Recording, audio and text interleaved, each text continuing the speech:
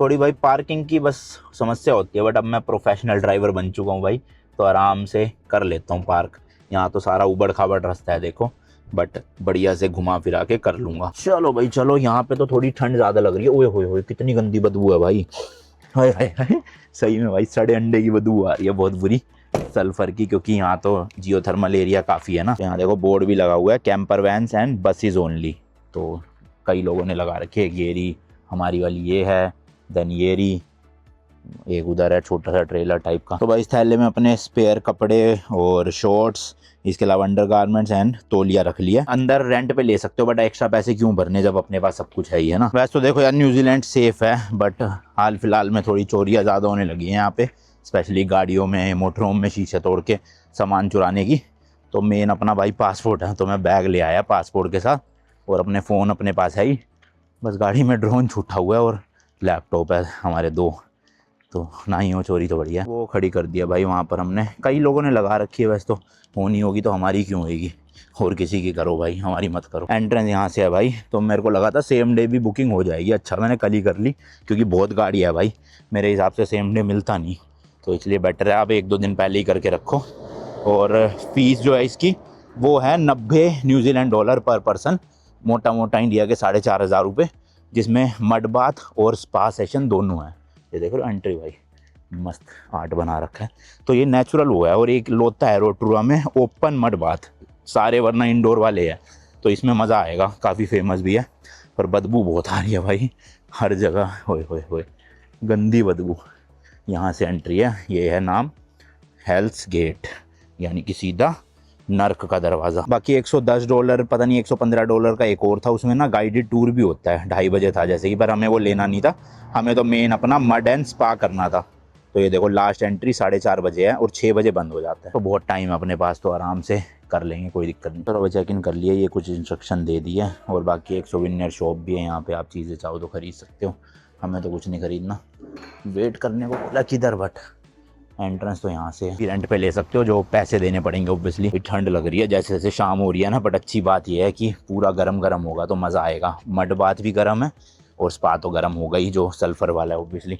ये देखो भाई धुआं निकल रहा है जगह जगह से, दिख रहा है ये ज़मीन में से निकल रही है स्टीम। तो इस तरह का इन्होंने एक बॉक्सा दे दिया भाई, इसमें अपना आप बैग वैग कपड़े वपड़े रख सकते हो, और ऐसे चेंजिंग रूम है, इधर शावर रूम है, नहा रहे हैं अभी लोग। तो मड बाथ से पहले तो नहाने की ज़रूरत नहीं है, डायरेक्टली बस कपड़े मेरे को अपना स्विम वेयर पहनना है, शॉर्ट्स वगैरह, और मड बाथ में जा सकता हूँ। और 20 मिनट तक ही अलाउड है mud bath for your safety, मतलब उससे ज़्यादा लेना नहीं चाहिए, ऐसा कहते हैं। पहले तो भाई मड बाथ लेने जा रहे हैं, ज़्यादा गर्म नहीं है, 1 मिनट का ज़्यादा होगा, सिर्फ 20 मिनट ही कर।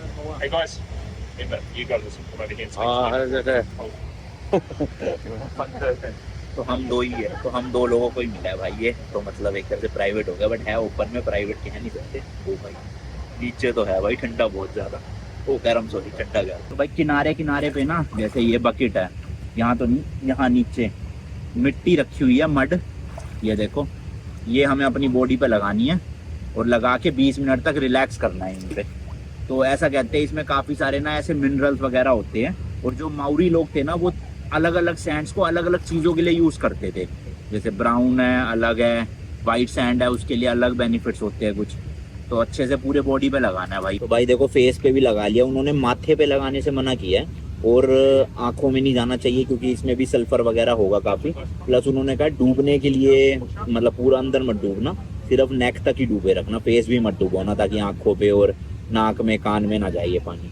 बट हीलिंग प्रॉपर्टीज़ बहुत है, जैसे कि मैंने आपको बताया इसमें।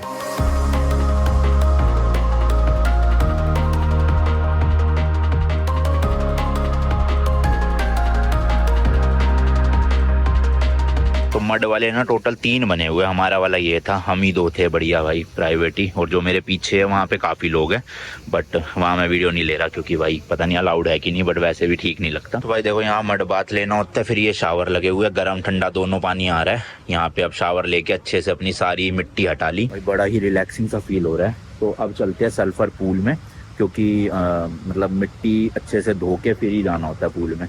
तो सल्फर पूल में जितनी मर्जी देर रुक सकते हैं, मड बाथ सिर्फ 20 मिनट की लिमिट होती है, जो ये कहते हैं मेडिकली इतना ही अलाउ होता है बॉडी के लिए। तो ठीक है, बड़ा ही रिफ्रेशिंग सा फील हो रहा है। सोचो अभी तो सल्फर बात करने में क्या मज़ा आएगा। चलो भाई अब चलते हैं सल्फर पूल के अंदर। इसका पानी भी काफी गर्म है, और वो ना मिट्टी भी शुरू में गर्म लग रही थी, बाद में बैठ गए थे तो सही था।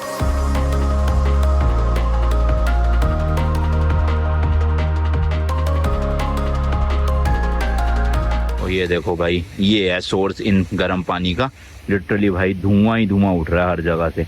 और देखो लिखा भी है भाई वहाँ डेंजर, वहाँ जाना अलाउड नहीं है क्योंकि बहुत ज़्यादा गर्म होगा। उसमें से देख रहे हो भाई स्टीम कैसे निकल रही है भाई साहब, बहुत तगड़ा ही धुआं है उधर। पूरा वो जितना जंगल वाला पार्ट है हर जगह धुआं ही धुआं। अंधेरा भी होने वाला है भाई, 5:45 पे ये कह रहे हैं पूल बंद हो जाएगा। तो अभी 4:50 हुआ है, ऑलमोस्ट 55 मिनट है, इंजॉय करेंगे 55 मिनट। ये वाला तो भाई बहुत ही ज़्यादा गर्म पानी है, इसमें तो शायद जाना भी अलाउड नहीं है। देखो कैसे बुलबुले से निकल रहे हैं ना, तो ये नेचुरली निकल रहा है भाई। 100 डिग्री तक गर्म हो सकता है पानी, बहुत ज़्यादा होता है 100 डिग्री। तो वो तो एक तरह से नेचुरल वाला, उसी में से थोड़ा पानी लेके हल्का फुल्का ठंडा करते हैं भाई, और फिर ये वाले पूल बना देते हैं इस तरह से। देखो तो ये भी गर्म है पर इतने गर्म नहीं है, आराम से बैठा जा सकता है। बाकी वॉशरूम भी है भाई सामने देखोगे, और उधर पानी पीने की मशीन लगी है, फ्री ड्रिंकिंग वाटर। तो इन्होंने कहा है कि भाई पानी पीते रहना बीच बीच में, क्योंकि डिहाइड्रेशन हो जाती है गर्म पानी में ज़्यादा रहने से ना, तो हर 5-10 मिनट में उठ के पानी पी लो। तो ठीक है, पीते रहेंगे भाई। तो भाई टोटल में यहाँ पे 3 गर्म पूल है, तो सबसे बड़ा पूल ये है और सबसे कम गर्म है। तो लाइन वाइज जाएंगे, सबसे कम में, फिर उससे ज़्यादा गर्म, फिर उससे ज़्यादा गर्म। तो ये तो भाई काफ़ी ज़्यादा गर्म नहीं है।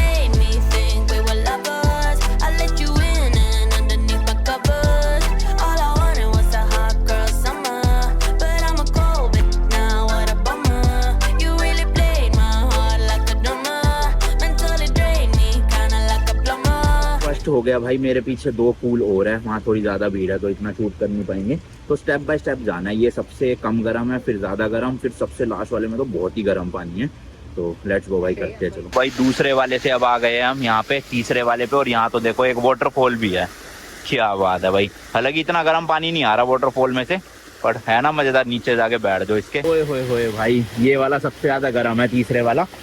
मज़ा आ रहा है यार, मेरे को लगा बहुत ही उबलता हुआ होएगा, पर इतना उबलता हुआ नहीं है। आराम से बॉडी आपकी मैनेज कर लेगी अडैप्ट। ये भाई मेरे पीछे वाटरफॉल, बस पानी में फ़ोन ना डूब जाए, क्योंकि भाई सल्फर वाला पानी है, नॉर्मल गर्म पानी नहीं है ये। पर भाई मज़ेदार है एक्सपीरियंस। अंधेरा देखो होने वाला है, मेरे ख्याल 15-20 मिनट में हो जाएगा।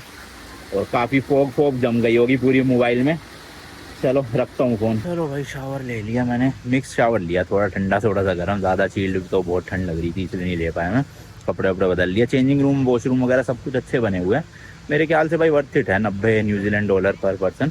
ज़रूर आओ और ज़रूर करो। हेल्स गेट है, जैसे ऐसी 2-3 और भी स्पास है, बट मैंने जहाँ तक रिसर्च करी है उसमें मुझे मड बाथ जो है वो सबसे अच्छे रिव्यूज़ हेल्स गेट के ही मिले हैं। तो सही है भाई। अब चलते अपना कैंपर वैन में और आगे की जर्नी करते हैं पूरी। भाई देखना, इन्होंने गेट भी ऐसे ही बना रखा है, डरावना सा। हेल्स गेट पूरा नाम इनका सूट लग रहा है इस पे ना। ये जाते वक्त नहीं ध्यान दिया मैंने वीडियो में, इस बार देख लो। मतलब भाई होपफुली बस सही सलामत हो अपनी मोटर हो, जाके देखते हैं। सही है भाई, सही है। चलो शुक्र है, ऑल गुड। लाइटें चलाते हैं जरा यहाँ से। 5-10 मिनट भाई रेस्ट करूँगा, फिर गाड़ी चलाऊँगा। कहाँ है लाइट्स का? ये रहा देखो, ये लाइट्स का बटन है, इसे उठा के बस ये बटन दबा देना है।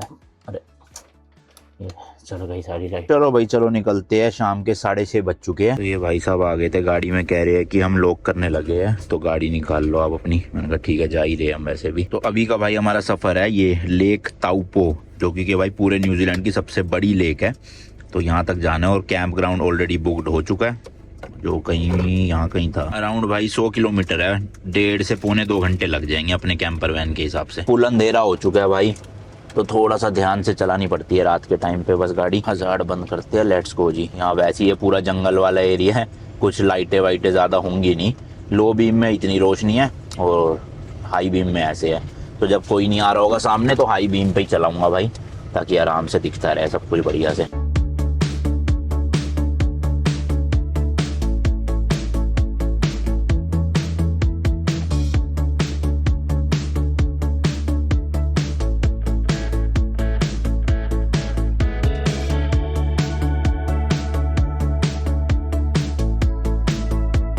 भाई लगभग 15-20 किलोमीटर आ गए हैं वहाँ से, और देखना यहाँ पे भी इतनी ज़्यादा स्टीम हो रही है, और पर्पल कलर की, क्योंकि भाई यहाँ लाइट लगा रखी है पर्पल।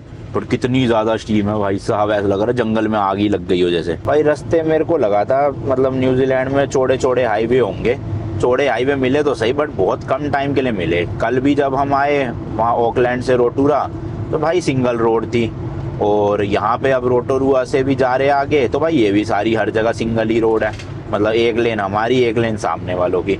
तो यहाँ तो भैया स्पीड मेंटेन होना ही बहुत मुश्किल है। बट अच्छी चीज़ ये है कि जैसे जो बड़ी व्हीकल्स है ना, बसेस हो गई, कैरावैन्स हो गए, अब इनको ओवरटेक करना मुश्किल हो जाता है ऐसी सड़कों पे। तो हर 4 से 5 किलोमीटर बाद ना डबल लेन शुरू हो जाती है, होती आधे किलोमीटर के लिए है वो, बट वो मेनली होती है पासिंग के लिए। तो उसमें क्या है, जब वो डबल लेन शुरू हो तो लेफ्ट में लगा लेनी चाहिए बड़ी गाड़ियों को, और राइट में लगा लेनी चाहिए जो तेज निकलनी है। अब जैसे ये बंदा तो फिर भी चलो ओवरटेक करके निकल गया, इसको भी जाने देते हैं, क्योंकि अभी बीच में ओवरटेकिंग अलाउड है। ये जो डॉटेड लाइन है ना, इसका मतलब है ओवरटेकिंग आप कर सकते हो। पर जब ये डॉटेड लाइन हटके कॉन्टिन्यूस वाली लाइन आ जाती है, तो उस केस में आप ओवरटेक नहीं कर सकते किसी बड़ी गाड़ी को या छोटी गाड़ी को। तो आपको वेट करना पड़ेगा 4-5 किलोमीटर तक, और तब वो जब 2 लेन बनी आएगी तब उसमें से पास होके जाओ। तो ड्राइवर्स में यहाँ पे भाई पेशेंस तो है, फालतू का हॉर्न नहीं बजाते, डिपर नहीं मारते। अगर मैं चल रहा हूँ 70-80 की स्पीड में तो पीछे पीछे चलते रहेंगे, जबकि स्पीड लिमिट 100 की है इस वाले हाईवे पे। तो अच्छी चीज़ है भाई ये, मतलब लोगों के अंदर सिविक सेंस है, प्रॉपर रूल्स फॉलो कर रहा है हर कोई। और सरकार ने भी रोड्स ऐसी बना रखी है बीच बीच में कि ओवरटेक करने के लिए मौका मिल सके। बट मेरे को लगा था भाई 4-4 लेन 8-8 लेन के हाईवे होंगे, अभी तक तो नहीं दिखे। मे भी शायद वेलिंगटन जाएंगे कल हम, तब वहाँ पर अच्छे हो, क्योंकि वेलिंगटन भाई कैपिटल सिटी है न्यूजीलैंड की, और ऑब्वियसली कैपिटल सिटी तक के तो रास्ते बढ़िया होने ही चाहिए। बढ़िया नो डाउट ये भी है भाई, मैं ये नहीं कह रहा रोड खराब है, गड्ढे वड्ढे स्पीड ब्रेकर कुछ भी नहीं है, बढ़िया स्मूथ रोड है, बस पतली है, एक ही रोड चलती जा रही है। तो उसमें थोड़ा सा रात के टाइम ना ड्राइविंग डर भी लगता है थोड़ा, मतलब इंडिया में करता तो ड्राइव बहुत डर लगता है भाई, सामने से कब कौन आगे ठोक दे। लेकिन यहाँ पे चलो इतना तो फील हो रहा है कि हाँ भाई लोग ढंग से चलाएंगे। देखो ना, इस शहर में भी बड़ी सारी स्टीम है, मेरे ख्याल से वाई टापू करके कुछ तो शहर आया था, पता नहीं प्रोनाउंसिएशन यही है कि नहीं, हाँ वायु टापू। देखो ना हर जगह स्टीम स्टीम निकल रही है यहाँ भी। तो ये भी जियोथर्मल एक्टिविटी काफ़ी ज़्यादा होगी इस एरिया में भी ना। और जब शहर आता है ना भाई तभी स्ट्रीट लाइट आती है ये, वरना तो पूरे हाईवे पे गुप अंधेरा ही है। मतलब बिना मतलब अगर मैं बिना हाई बीम के चलूँ ना, मेरे को ढंग से दिख ही नहीं रहा।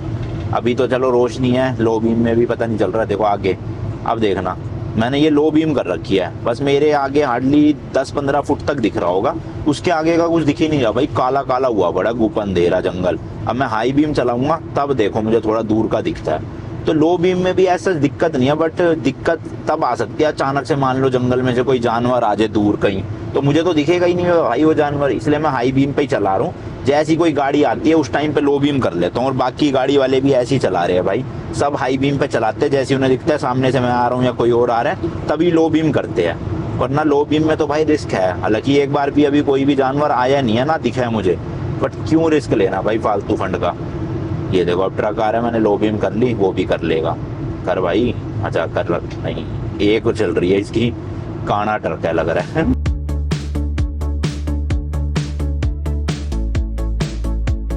भाई पता नहीं अचानक से धुंध कहाँ से आ गई पूरी रोड पे, लिटरली आगे का कुछ नहीं दिख रहा। हाई बीम कर रहा हूँ तो धुंध में और ज़्यादा वो हो रही है, जबकि येलो लाइट है अपनी गाड़ी की, तो फिर भी भाई धुंध काफ़ी स्ट्रॉन्ग है। अब ये धुंध है पता नहीं वही जो फोग निकल रही है ज़मीन के अंदर से वो है। हाँ देखो अब नहीं है धुंध, तो ये फोग ही होगी भाई इस एरिया में। ये जो एक्चुअल में पूरा रोटोरुआ, ये जहाँ पे हम जा रहे हैं, ये पूरा रीजन ही भाई का मतलब एक तरह से वोल्केनो के ऊपर ही है। तो यहाँ पे काफ़ी जियोथर्मल एक्टिविटी रहती है हाई। अब बेसिकली होता क्या है कि जियोथर्मल एक्टिविटी की वजह से नीचे अंडर वाटर जो होता है, मतलब ग्राउंड वाटर, वो हीट अप होता है। हीट होता है तो भाप निकलती है। अब भाप को निकलने की तो जगह चाहिए ना कहीं से भाई, ज़मीन के अंदर से। तो उसको जहाँ से भी क्रैक मिलता है, सीवर का ढक्कन मिलता है, जहाँ से भी मिलता है भाप निकल जाती है। देखो अब बिल्कुल क्लियर है सामने। कभी भी अचानक से एकदम से धुंध आ जाती है, तो धुंध नहीं पक्का वही होएगी। और अभी मैं खिड़की खोलूंगा ना तो पक्का सल्फर की बहुत गंदी बदबू आएगी, तो इसलिए मैं खोल नहीं रहा। बाकी भाई जैसे जैसे साउथ की साइड जाते जा रहे हैं टेम्परेचर डाउन होता जा रहा है। देखो 5.5 डिग्री सेल्सियस है बाहर, अंदर तो पता नहीं चल रहा, बट बाहर तो अच्छी खासी ठंड हो रही होगी। पर जब भाई वेलिंगटन के पास जितना जाते जाएंगे ना, वहाँ तो विंड भी बहुत बढ़ जाती है, क्योंकि विंडियस्ट सिटी बोलते हैं, सबसे ज़्यादा विंड चलती है वेलिंगटन में। तो सोचो 4-5 डिग्री टेम्परेचर और ऊपर से हवा, क्या डेडली कॉम्बिनेशन है।